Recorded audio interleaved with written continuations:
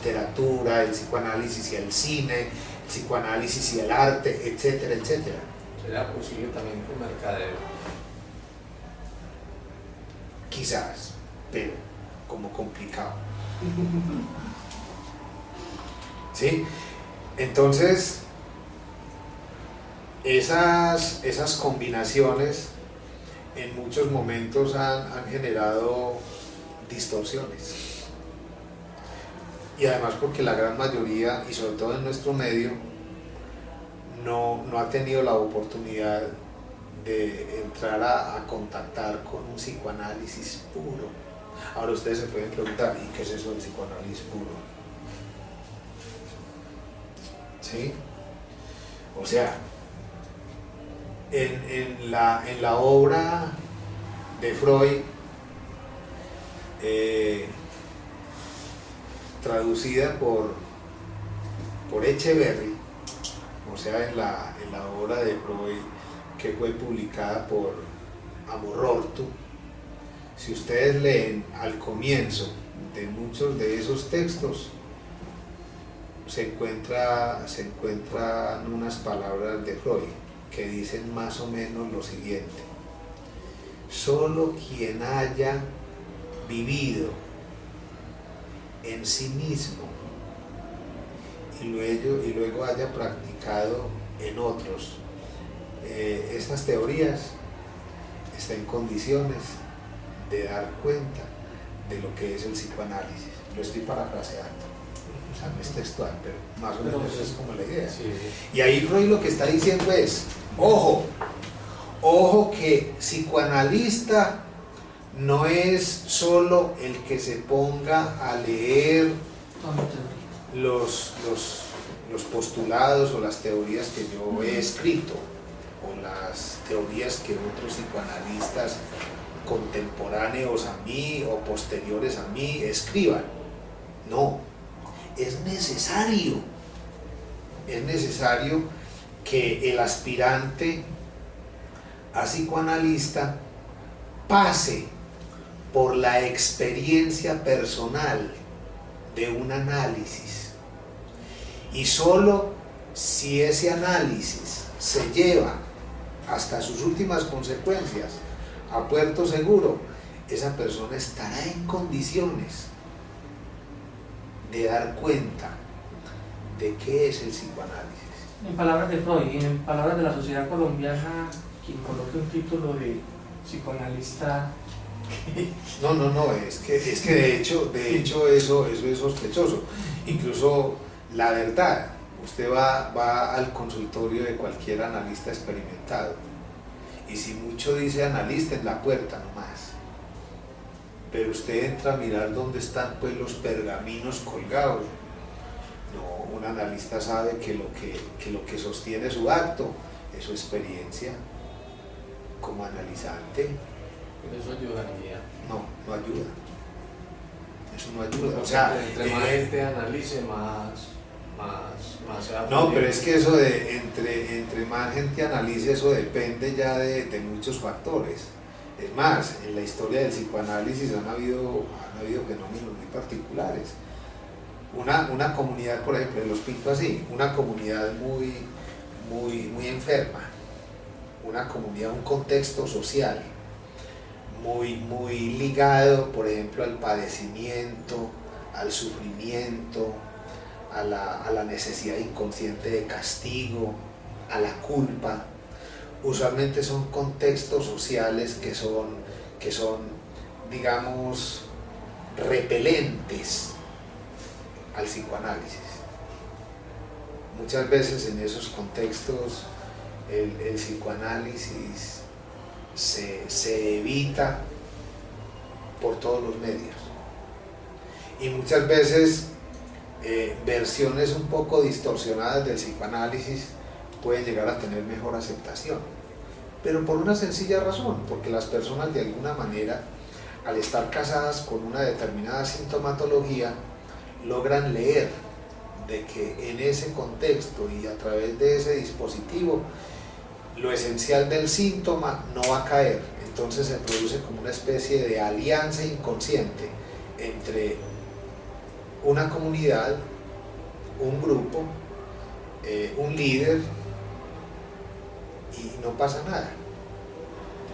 Porque Digo no pasa nada. Porque es el mecanismo de defensa. ¿Cómo? No ha sentido el mecanismo de defensa o de supervivencia, pues para ser más profundo. Exacto. O sea, es que piensen que el síntoma tiene muchas razones para vivir. Bueno, O sea, el síntoma no se deja matar. Y el síntoma va a buscar los medios que sean del caso para pervivir. Por eso es que uno encuentra señoras de 40, 50, 60 años con un padecimiento de hace 30 o 40 años. Mi señora está muy contenta con el síntoma. Es que incluso los franceses hablan de partener síntoma. O sea que la pareja en términos inconscientes de cada sujeto es el síntoma. Hay gente que está muy cómoda con su síntoma y el síntoma es lo que hace sufrir al sujeto. En ese sentido, el síntoma es como tener un mal marido que golpea, que maltrata, que humilla, que bebe, que no aparece en la casa y sin embargo la persona no se quiere separar. Y en esta sociedad estamos repletos de cosas así, en donde la gente siempre hace cosas que le generan malestar, que le generan sufrimiento, y sin embargo la persona no se aparta de eso. Como las adicciones, Por que ejemplo. o hay señoras que no pueden y personas que no pueden vivir sin el cigarrillo, y fumarse el cigarrillo les produce una sensación tan... Exacto. Entonces, si a alguien le cuesta mucho, por ejemplo, separarse del cigarrillo, imagínense cuánto más le puede significar a una persona comenzar a tomar distancia de sus propias vivencias más profundas en relación con la infancia, en relación con los afectos, en relación con los recuerdos ligados a una familia, al padre y a la madre. O sea, es que eso es una cosa casi que de pioneros, de gente con un espíritu de aventura y de riesgo y de, mejor dicho, de conquistador. Yo creo que el que toma la determinación de embarcarse en una experiencia analítica es alguien tan valiente como, por ejemplo, Cristóbal Colón.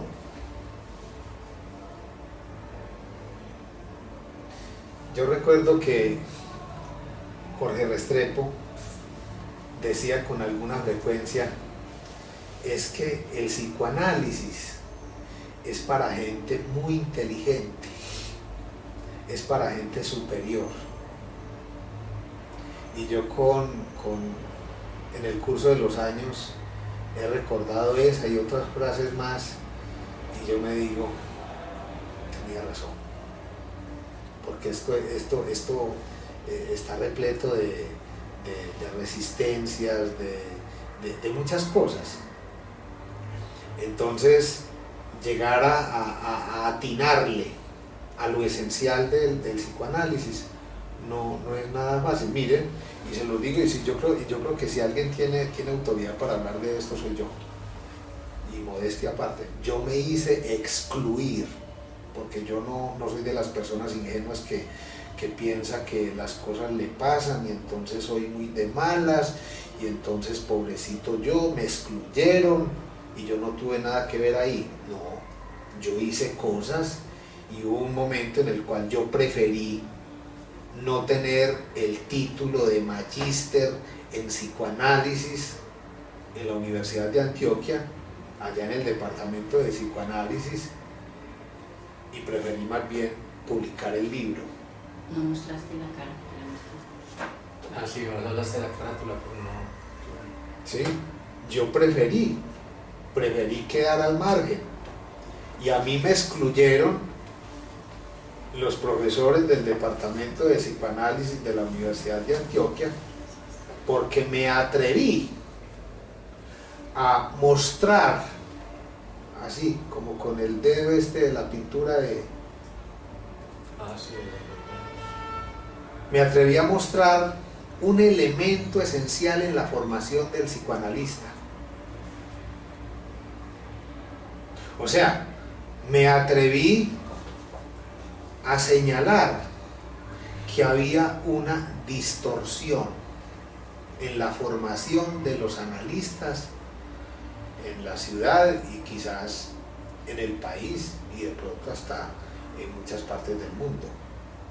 Y lo digo así porque he observado en el curso de los años de que mucha gente cree que la formación del psicoanalista se reduce única y exclusivamente a la formación teórica, ¿sí?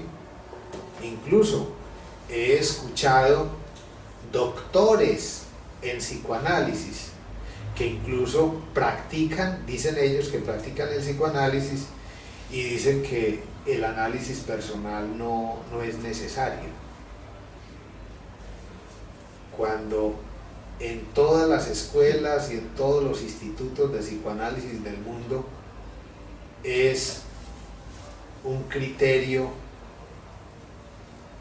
compartido el de que para poder ser psicoanalista se tuvo que haber pasado por la experiencia del análisis.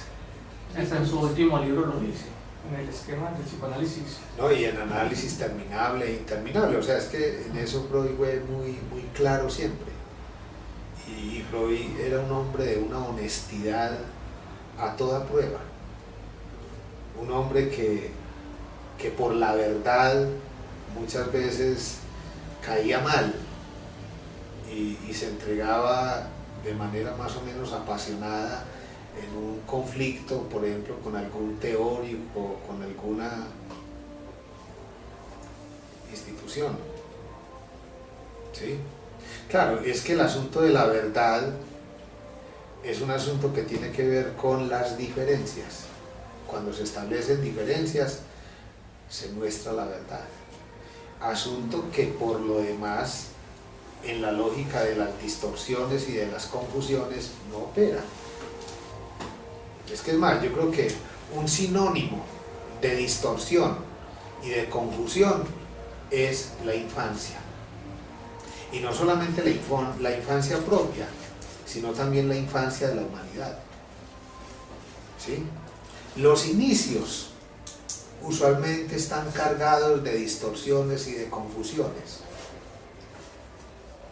Una relación, por ejemplo, en los inicios es un montón de pajaritos, de maripositas revoloteando y todo es alegría y todo es maravilloso y todo el mundo se ríe, pero cuando esos pajaritos se van ocultando y esas maripositas ya no están ahí en el ambiente y ya no está el sol radiante y bueno, y hay otros paisajes que observar, muchas veces la gente se desanima y resulta de que es ahí donde comenzó lo interesante en esa relación.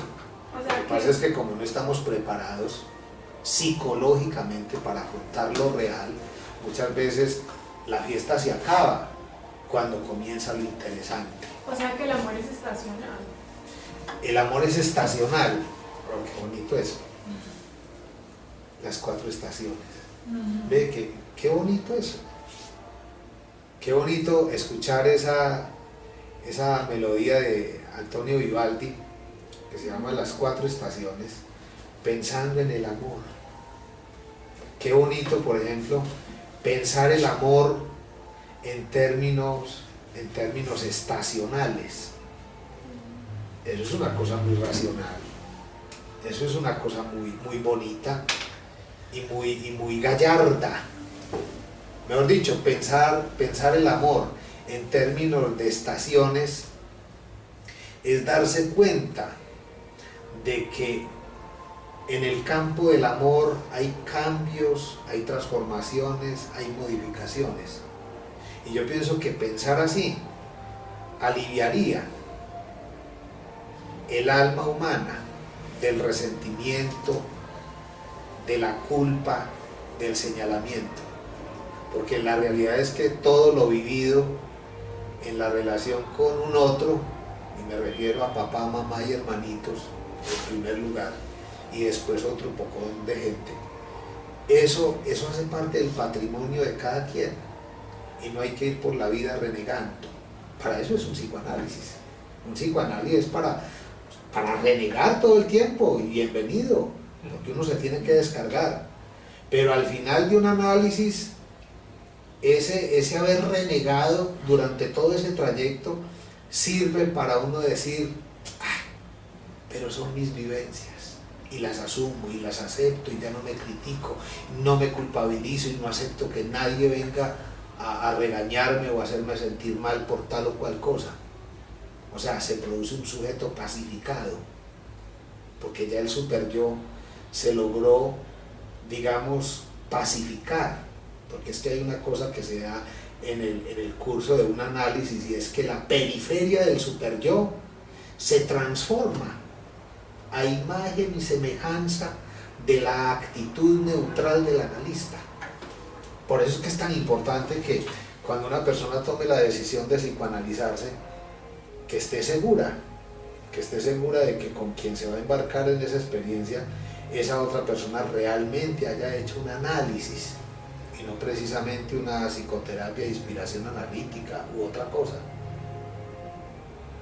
Porque eso es lo único que garantiza de que de ahí, de esa experiencia, la persona va a salir en un aire distinto, en unas condiciones distintas a nivel emocional, a nivel vivencial.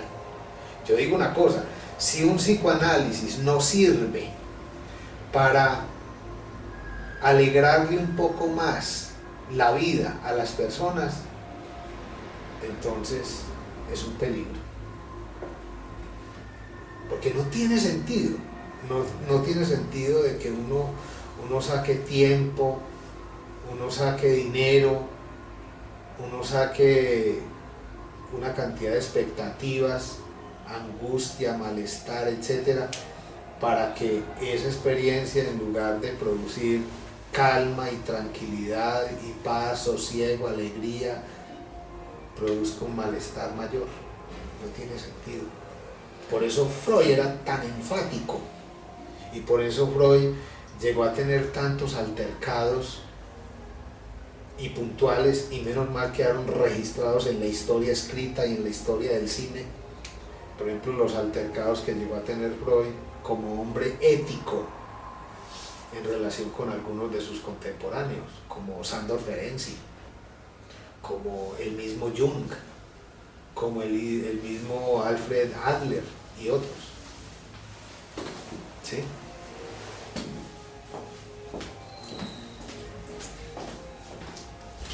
O sea, el psicoanálisis en este sentido es una cosa que hay que encontrarle como el punto, ¿sí? La pepa, la esencia. Y desafortunadamente esa pepa, esa esencia, ese núcleo muchas veces está oculto para los ojos de la mayoría. ¿Sí? Porque está viendo desde sus carencias. Entonces, si la persona que va a ser psicoanalista no ha sido psicoanalizado, pues va a estar construyendo desde lo poco que ha recibido él.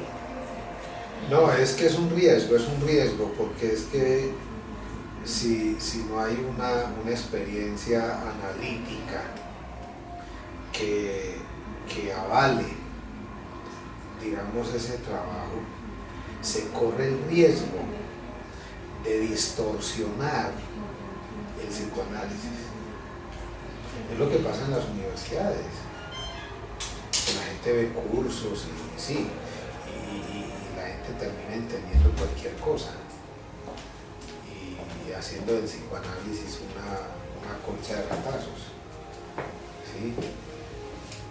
Y el psicoanálisis, miren, una de las razones por las cuales Freud cortó relación con muchos de sus contemporáneos, como Jung, como Adler y otros, fue por eso, porque Freud se dio cuenta de que esa gente no tenía la capacidad para asumir los postulados básicos de esa propuesta de investigación, de esa propuesta clínica y de esa propuesta teórica. Y no silenció eso, se pronunció. Y ahora esta parte de la neurociencia que habla de la plasticidad del cerebro, y es donde realmente pues están pegando para desconocer todo el trabajo de Freud. Y yo lo relaciono como con la creencia de Jesús. Pues el día que le diga que Jesús se fue con Magdalena, pues qué importante si se fue con Magdalena o si se fue para el cielo, porque el postulado de Freud está dando los elementos básicos para construir ciencia además, ¿cierto? Entonces... No, lo más curioso es que muchos neurocientíficos, conscientes de ello o de manera inconsciente, se apoyan en muchos postulados del psicoanálisis. Lo que pasa es que en esto hay muchas rivalidades, muchos celos, y entonces como todavía seguimos siendo positivistas en la manera de hacer ciencia, entonces creemos que lo único existente es lo que se ve, lo que se palpa, lo que se mide, lo que se logra, sí, exacto, todo lo medible, cuantificable, y entonces, pero yo creo que ese es un paradigma que ya está superado. O sea, yo creo que la gran mayoría de los investigadores en el mundo ya no se comen ese cuento, porque menos mal, ya desde hace muchos años se han construido posturas del lado de la investigación cualitativa, y en investigación cualitativa hay argumentos suficientes para demostrar de que lo real no es solamente lo que se ve, lo que se mide o lo que se cuantifica. Pero entonces, ¿dónde está la distorsión hacia el psicoanálisis? Está en la mirada, está en la teoría, está en la práctica, ¿sí? Por ejemplo, a Lacan se le excluyó de la Asociación Psicoanalítica Internacional porque en su momento se pensó de que Lacan produjo una distorsión en el dispositivo analítico. Hasta Lacan, es que lo curioso es que Lacan se psicoanalizó con un analista de la IPA, un tal Rudolf Lowenstein, y las sesiones de Lacan, según dice Elisabeth Roudinesco en la historia del psicoanálisis en Francia, ella dice que Lacan se psicoanalizó en un dispositivo analítico ortodoxo y reglamentario, en donde las sesiones en ese entonces eran hasta de 50 minutos, y eran 3 o 4, o casi todos los días. Y en ese marco, en ese contexto, Lacan se psicoanaliza, teniendo prácticamente sesiones todos los días y sesiones de 50 o más minutos. Entonces uno se pregunta, ¿cómo es posible que luego crea dizque la sesión corta o la no sesión? Porque incluso la misma Roudinesco dice al final de uno de sus textos, donde habla sobre la vida de Lacan, ella dice que Lacan al final se convirtió en un tipo muy rico, que tenía lingotes de oro, varias cuentas en el banco, pinturas costosísimas, y donde Lacan atendía por hora hasta 10 pacientes por hora. Cada 6 minutos. Mire, o sea que entre uno y otro había por ahí 5 o 6 minutos. Entonces uno se pregunta, ¿quién se psicoanaliza a fondo en un periodo de tiempo de 5 minutos? Entonces eso y otras cositas más hicieron que a Lacan lo botaran de la IPA. Por ahí una historia, Elkin, si nos ayudas a organizar en la mente, porque yo la escuché así muy suelta, que una persona muy importante que lo que quería mostrar era que Lacan lo estaba psicoanalizando, entonces que siempre que iba a Lacan lo miraba y terminamos. ¿Conoces esa historia? ¿O? Es que sí, No, hay muchas Sí. y aquí en Medellín y en muchas partes del mundo mucha gente se ha puesto en la tarea de imitar a Lacan y eso no ha generado sino estragos y insatisfacciones y comentarios que han ayudado a distorsionar más lo que es el psicoanálisis, porque es que yo creo que en la actualidad hay una idea distorsionada de lo que es el psicoanálisis. Muchísima gente habla mal del psicoanálisis y ni quiero saber qué es. ¿Sí? Yo por eso hoy quería hablar un poquitico de esto porque me parece que es muy importante en el curso de una formación, es muy importante leer los textos con cuidado. ¿Sí? Yo por eso recomiendo que si de lo que se trata es de leer a Freud, tratar de leerlo bien, ¿sí? Porque es muy importante que uno todo el tiempo piense de que uno como ser humano es un especialista en vivir distorsionando la realidad, tanto interna como externa. Entonces cuando ya uno tiene ese virus de la duda, ese virus de la pregunta instalado en la conciencia, ya uno duda, y en esto yo los invito a que seamos como Descartes en el discurso del método, que propone dudar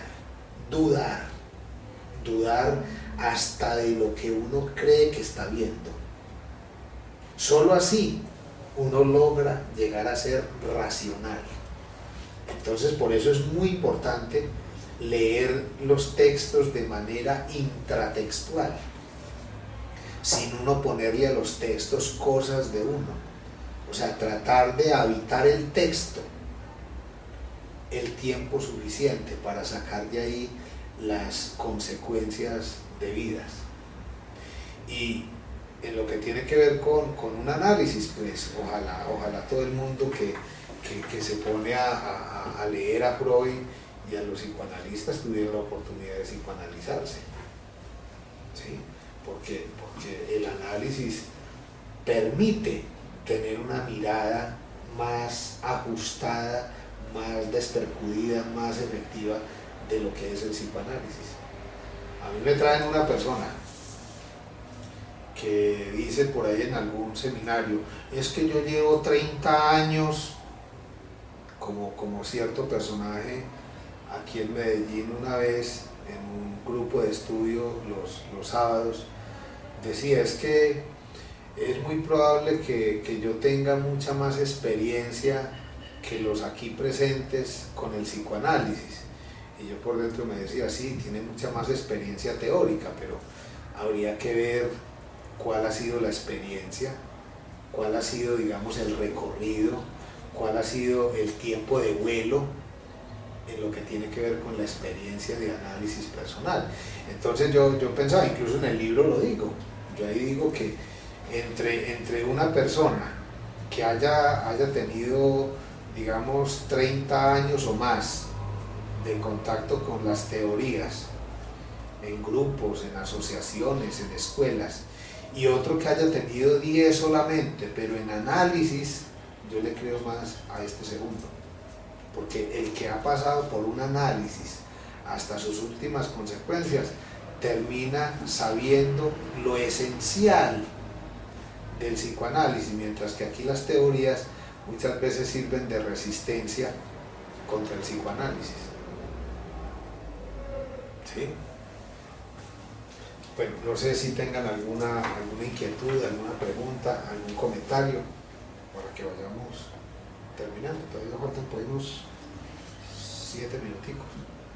Yo creo que lo importante es que nos llevemos todas estas ideas en la mente y hablamos bien de las distorsiones, pero esas distinciones no las nombramos mucho. No sé si será pues buen tema y amplio para otro encuentro, o si le damos un toque de cierre a las distinciones. A las distinciones. Pero ¿en qué sentido estás pensando? Porque reconozco muy fácil las distorsiones, pero desde mi construcción personal las distinciones no las hago como tangibles. Bueno, yo diría que una manera de aprender y hacer más visibles las distinciones en psicoanálisis es trabajar las diferencias entre lo real, lo simbólico y lo imaginario. Cuando uno teóricamente, conceptualmente, trabaja estos tres conceptos, yo creo que esto ayuda mucho a que en la teoría las aguas se separen, ¿sí? Las distinciones, yo lo decía ahorita, hacen parte constitutiva del modo de funcionar de la ciencia. Es más, se dice que en la astrología los astros hablaban. Cuando se construyen teorías ya más apropiadas desde el punto de vista de la astronomía, el universo se silenció. Y miren que ahí hay una gran distinción. Una cosa es la astronomía y otra cosa es la astrología, ¿sí? Y lo mismo se podría decir, o algo parecido se podría decir de la alquimia y de la química, ¿sí? Y otro tanto se podría decir de la psicología y el psicoanálisis. Buen cierre. ¿Sí? Entonces, lo que pasa es que también hay que hacerse consciente de una cosa: a los seres humanos, por la manera como estamos constituidos, o sea, no es ni siquiera un problema de Pedro, de Juan, o de María, o de Teresa, no, es propio de la condición humana. Los seres humanos estamos diseñados para sostener distorsiones y confusiones. Digámoslo así, desde el punto de vista de la naturaleza humana, al ser humano no le gusta embarcarse en eso de hacer distinciones. O sea, lo propio del ser humano, a la luz del psicoanálisis y a la luz de la noción de la transferencia, es la confusión. Al ser humano le encanta la confusión. Y miren que esa palabra confusión, miren, confusión, o sea que nos encanta fusionar una cosa con otra. Y eso fue lo que Freud detectó en el Edipo, en la dialéctica del Edipo. Freud se dio cuenta de que una señora casada con tal señor, ella inconscientemente no se casó con tal señor, sino que casó con el papá, o que se casó con la mamá. Y entonces estaba repitiendo el mismo drama que la mamá había tenido con el esposo, ella lo estaba repitiendo con ese señor que eligió así. Porque es que lo curioso es eso, la gente, Freud decía que la elección amorosa la hacemos de manera inconsciente. ¿Y con base en qué? Con base en los arquetipos, con base en las imagos, con base en las representaciones que tenemos de nuestros padres y de nuestros hermanos. O sea que uno a la larga no elige al otro, sino que uno elige al otro con base en los rasgos que ya tiene grabados en la psique desde la infancia temprana. Por eso Freud decía una cosa más o menos terrible para nuestros oídos y para nuestras imaginerías transferenciales y confusionales, pues. Freud decía que el objeto es un objeto perdido e irrecuperable. O sea, lo que hacemos en la vida es intentar recuperar el objeto en la relación con el otro, pero la realidad es que el objeto se perdió y ese objeto no se va a poder recuperar jamás. O sea, cuando Freud hablaba del objeto perdido, hacía referencia a la relación del bebecito con el pecho materno, con la madre. Ese objeto, esa experiencia tenida en la relación con la madre, esa experiencia es irrecuperable. lo que hacemos la mayor parte de la vida es intentar recuperar esa vivencia o esa experiencia, con consecuencias a veces desastrosas. Dejamos abierto para el próximo encuentro una inquietud y es, pues invito Sí, a sí. eso. Y es, por ejemplo, ahora que no somos familias nucleares, sino que ya son mis hijos con los hijos de los hijos de la otra pareja y la experiencia de las madres ahora que para cuidar sus senos no amamantan, esa figura y cómo aplica esa modernidad en esta historia. Y otra cosa que es desde mi ignorancia y es distorsión o distinción la situación en la cual el psicoanálisis como tal, las personas no acuden a ella. Yo creo que yo tal vez alguna vez lo he pensado así, que no he acudido a un psicoanálisis es porque si todo está en la repetición, que eso es muy válido, y ya mi cerebro no tiene plasticidad para recuperarlo, pues obviamente ese trabajo no tendría ningún resultado. Pues eso es parte de mi propia vivencia. No me gusta hablar de propias vivencias pues en grupo, pero yo sí he buscado como psicoanalizarme, pero siempre mi resistencia está en pues, para que va a dar un paso en el cual ya sé que ese paso tomamos de la No, vida. pero mira, Juan Diego, de pronto ahí hay algo de negativismo, porque la repetición no es absoluta. O sea, hay un quiebre en la repetición. Comenzar a preguntarse cosas en un grupo de estudio y a la luz de la concepción de Freud es ya una opción de que esto no sea lineal, porque es que la repetición tiende a ser como una cuestión lineal. Cuando ya uno comienza a preguntarse estas cosas, ya uno comienza a hacerle quiebres a esta línea. Muy bien, muchas gracias. Entonces este discurso, por eso es que es tan molesto, porque este discurso fractura la linealidad de la repetición. O sea, por eso es que ponerse a estudiar psicoanálisis, comenzar a psicoanalizarse, es poner a tambalear esta linealidad, digamos, práctica, fantasmática, sintomática. Y esto lo que pone en evidencia es que los seres humanos no estamos obligados a repetir la historia de otros, los equívocos de otros, menos mal. Y yo pienso que esa es la parte positiva del psicoanálisis, porque el psicoanálisis es como la práctica odontológica. Incluso Freud hacía esa comparación. Freud decía que la resistencia al psicoanálisis es como cuando alguien va donde el odontólogo y entonces están acercando la fresita ya a ese nervio y uno le dan ganas de retirar o dar una patada. O sea, así más o menos. O sea, cuando el psicoanálisis comienza a bordear algún punto reprimido, algún punto en el que está concentrado el dolor, el malestar, el sufrimiento subjetivo, la persona sale corriendo.